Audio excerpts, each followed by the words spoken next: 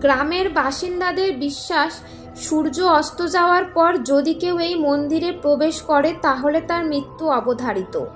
ভ্রমণ পিপাসুদের কাছে রাজস্থান বরাবরই আকর্ষণের কেন্দ্র। শুধু এখানকার দুর্গ আর সংস্কৃতি নয়, রাজস্থানের ইতিহাস, মরুভূমি, বৈশিষ্ট্য, নানান লোককথায় রহস্যে আবৃত এই রাজ্য। রাজস্থানের আরেকটি এমন স্থান রয়েছে যার রহস্যের টানে ছুটে যান মানুষ।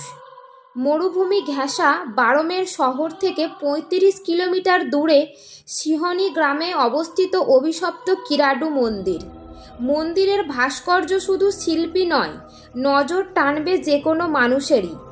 এই মন্দিরের ভাস্কর্যের সঙ্গে খাজুরাহ মন্দিরের মিল থাকায় কিরাডু রাজস্থানের খাজুরাহ নামেও পরিচিত। তবে সন্ধ্যার পর এই মন্দিরে কেউ প্রবেশ করতে পারেন না। গ্রামের বাসিন্দাদের বিশ্বাস, সূর্য অস্ত যাওয়ার পর যদি কেউ এই মন্দিরে প্রবেশ করেন তাহলে তার মৃত্যু অবধারিত। আর যদি কেউ প্রাণে বেঁচেও যায় তাহলে সে সশরীরে ফিরে আসার আগেই পাথরের মূর্তিতে পরিণত হয়ে যায়। স্থানীয়দের এই বিশ্বাসের পিছনে রয়েছে এক বিচিত্র কাহিনী। বলা হয় বহু বছর আগে কিরাডু মন্দিরে একজন সন্ন্যাসী এসেছিলেন। তার সঙ্গে ছিলেন একদল শিষ্য। একদিন তার শিষ্য খুব অসুস্থ হয়ে পড়েন। সে সময় মন্দিরে উপস্থিত অন্যান্য শিষ্যরা গ্রামবাসীদের কাছে তাকে সুস্থ করার জন্য সাহায্য চান, কিন্তু কেউ কোনো সাহায্য করতে এগিয়ে আসেননি। গ্রামবাসীদের এহেন আচরণে বেজায় রেগে যান সন্ন্যাসী।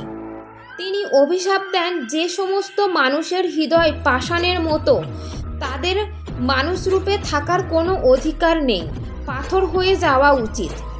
সন্ন্যাসীর অভিশাপে সব গ্রামবাসীরাই নাকি পাথর হয়ে যায়। তবে তাদের মধ্যে শুধুমাত্র একজন মহিলা ওই শিষ্যকে সাহায্য করার জন্য এগিয়ে এসেছিলেন। সন্ন্যাসীর তার ওপরে দয়া হলেও তিনি ওই মহিলাকে গ্রাম ছেড়ে চলে যেতে বলেন। যাবার সময় বলেন যে তিনি যেন ভুল করেও পিছনে ফিরে না তাকান, তাহলে তিনিও পাথর হয়ে যাবেন। কিন্তু কাহিনী অনুযায়ী ওই মহিলা গ্রাম ছেড়ে যাওয়ার সময় কৌতূহলবশত পিছন ফিরে দেখেছিলেন, আর তারপরেই সন্ন্যাসীর অভিশাপে ওই মহিলাও পাথর হয়ে যান। সেই থেকে বারমের বাসিন্দাদের বিশ্বাস, সন্ধ্যার পর কিরাডু মন্দিরে প্রবেশ করলেই মানুষ পাথর হয়ে যায়।